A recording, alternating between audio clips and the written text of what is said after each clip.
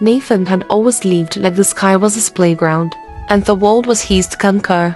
As a flight attendant, he traveled from country to country, charming passengers, flirting with strangers, and leaving a trail of broken hearts behind. Love was a game to him, a fleeting thrill before the next flight took off.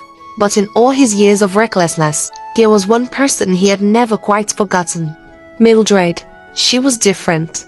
Unlike the others, she never begged for his attention or fought for his love. She gave it freely without expecting anything in return. She had been patient, understanding, and hopelessly in love with him.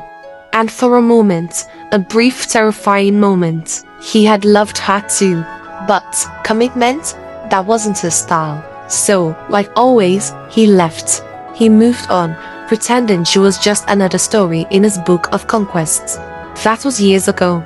Now at 30, Nathan was still the same carefree, unattached, and living life one flight at a time. Until today. It was supposed to be a routine flight, London to New York. The sky was clear, the passengers were settled, and everything seemed normal, but halfway across the Atlantic, turbulence hit. At first, it was minor, just a few shakes. Nothing Nathan hadn't experienced before, but then came the alarms. The oxygen marks dropped. The pilot voices turned tense over the intercom. Something was wrong. The plane started to descend, faster than it should. The passengers screamed.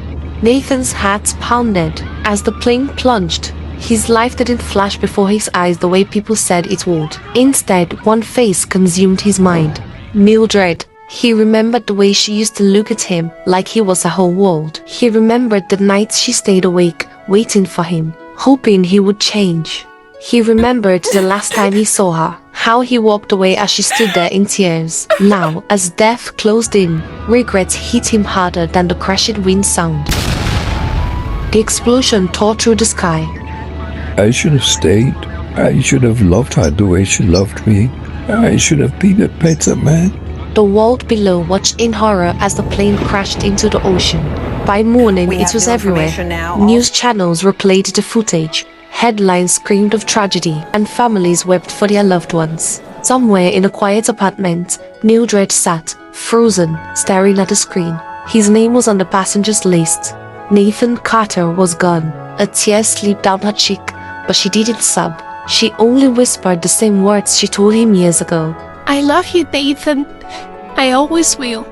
But now, he would never hear them again.